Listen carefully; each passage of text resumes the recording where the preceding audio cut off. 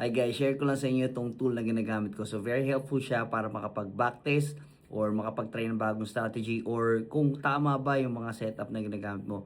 And ito bagay na bagay ito sa mga nagsisimula pa lang or sa baguhan. Even if you are in your intermediate or nasa highest level ka na ng trading mo. So bukod sa demo account, no, so pwede nyo siyang gamitin para hindi nyo siya kailangan gawin on your real or your live account. So, very helpful siya. So, watch this.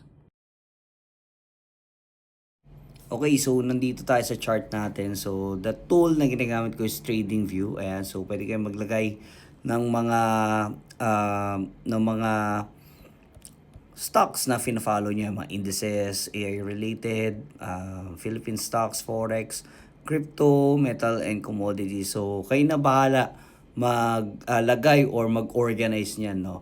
So as of now, si gold is around 4916, 2.5% down, napakalaki, volatile na naman. And what you can do, no, so para ma-check nyo yung mga strategies ninyo kung mag-work ba, no, or kung gusto niyo lang mag-trade, no, check nyo to. Yan. So alam niyo naman na yung nangyari kay gold, pero during that time, no, pwede niyong balikan kung paano ba siya i-trade, no? So para mas maintindihan niyo yung galaw ni gold, kung gaano ba siya ka-volatile, kung gaano ba siya kabilis, or para lang makita niyo kung paano siya i-trade, no? Kasi kung ako, alam ko na kung gaano siya ka-volatile, alam ko na yung galaw niya kasi I was trading gold for a very long time, years na, no? So kaya alam ko na yung galawan niya. And ito nga, no, this is you can use this kapag nag-essential plan kayo with TradingView. Ayan, so yung link niya nandiyan sa description box or nasa bio natin, so you can just check ito. So from here, no, I'm using mobile and dito may 3 dots. Yan. So sa 3 dots na yan, merong bar replay. So ito magandang feature nito, no. And from here, just go to settings. Yan. So meron dito, lagyan lang natin, no, show trading. And yan, so tandaan niyo na lang yung mga settings na ginagawa natin. So check nyo, save nyo tong video na to para mabalikan ninyo or just pause it, makita nyo kung ano yung mga nakalagay dyan. So dito select date. Ayan. So if you want to trade gold during the time of let's say pandemic, yan, pwede nyo siyang balikan. Okay? So yan, maglo-load lang siya. Siyempre, medyo matagal. Ayan. So, alam niyo naman na nangyari, di ba? Umabot na siya ng 5,600 or around 4,900 na siya ngayon. Pero ito, ayan, pwede niyo siyang i-trade during that time. So, paano niyo ipa-plot yung support and resistance levels, yung trend lines niyo, RSI, etc. So, yan, punta kayo sa let's say 30 minute kayo nagtitrade. Okay? Nakita nyo, downtrend si gold, no? Pero, ayan, meron siyang strong support dito, no? So, possible na magkaroon siya ng bounce before siya magtuloy pababa. Ayan. Okay? So, let's see. Try lang natin, no? So, buy tayo dyan. So, dagdagan na natin. Demo lang rin naman to, no?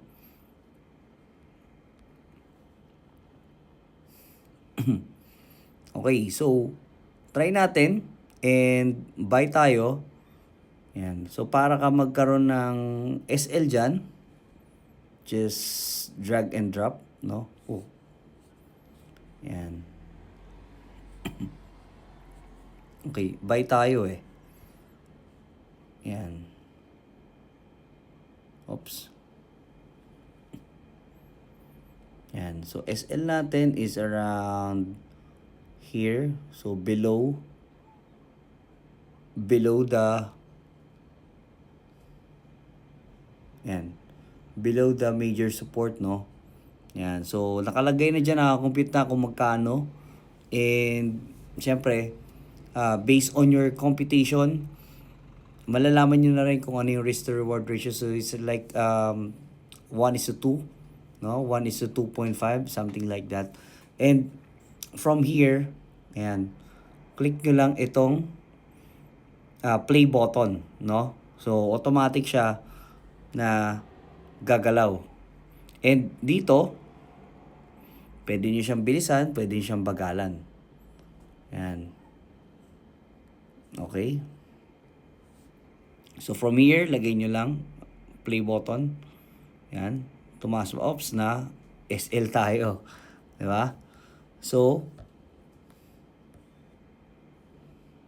yan. So nalaman natin na kahit na nasa major support level na siya, yan, medyo mabigat pa rin talaga yung galaw ni gold pababa. Ayan. So dito meron pa tayong pwedeng abangan, no, na support area. Ayan. Okay. Ayan. And from here, yan, pagalawin lang muna natin siya. Okay. So trade pa tayo ng isa.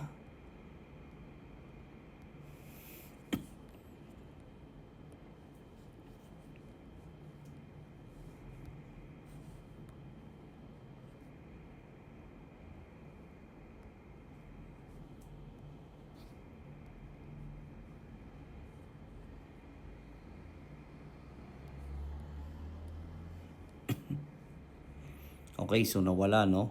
So hanap tayo ng ibang date.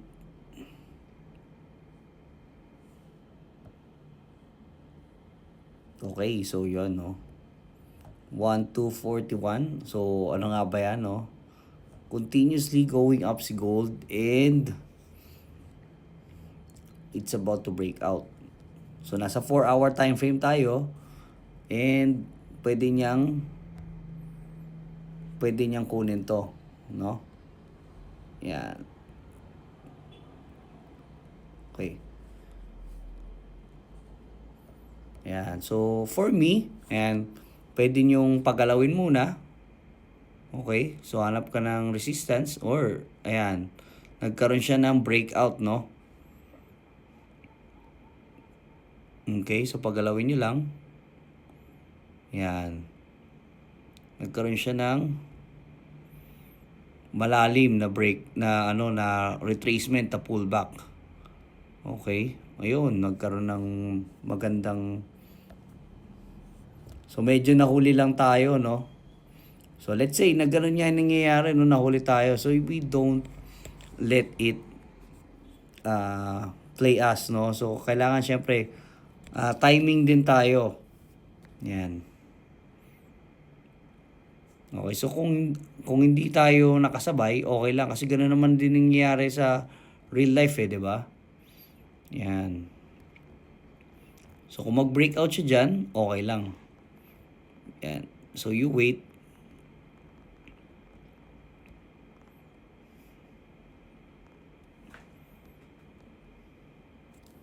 Ayan, so check natin kung maganda na bang entryhan dito. Ayan, so ganyan yung trend line niya. So what we want to do is that we want na pumunta si gold around there on that trend line. Ayan, sa lower trend line. Kung hindi, edi okay lang. Hindi naman tayo FOMO. Ayan. Check natin kung i-respect niya yung trend line. Yan, bumabalik, di ba? Okay. Nag-breakdown siya and possible na fake out. Okay. So, clone natin to. Yan. So, yan yung channel niya. So, buy tayo dyan. And dito, SL natin is around here. Yan. TP is around here. Ayan. So 1:2. Again, 1:2 tayo. So tingnan natin kung ma-SL na naman tayo. So ang importante is that we are developing the habit na based on confluence yung mga entries natin. Yan. Okay, so mukhang SL nga tayo dito, no? Ayan. Fake out ba? Fake out? Oops, hindi. Alright. So mukhang medyo bitin na, no? Okay, so TP hit tayo, guys. Ayan. So yun yung kagandahan dito, no? So we are learning to plot based on actual events na nangyari and based on the real market movement. And also, kahit na alam naman na natin yung nangyari, possible pa rin tayong ma-SL or mag-loss kasi nga nagkakaroon pa rin ng mga swing. Ayan. So tulad nung nangyari kanina, ayan, nag-plot tayo based on our confluence, no? But this time, ayan, nakakita tayo ng gantong opportunity na it's on an uptrend. We look for a confluence, no, na nagkaroon siya ng channel. Yan, tong channel na drawing natin. And even if bumagsak siya, since we are on a bullish bias, and also, hindi naman siya tuluyang bumagsak, no? Yan, nagkaroon naman siya ng other confluence yan. Ayan. So, yan. Yung area na yan is strong support kasi it was a previous resistance and it's just near the lower trend line channel. Yan. So, na-hit niya nga and it may still go up. Pero, ang tinarget lang natin is this. No? Ito lang tinarget natin dyan. Yan. Yan. Para makatotohanan. And also, para, yun nga, 1:2 naman tayo dyan. Okay? So, medyo malalim yung pinagkuhanan natin.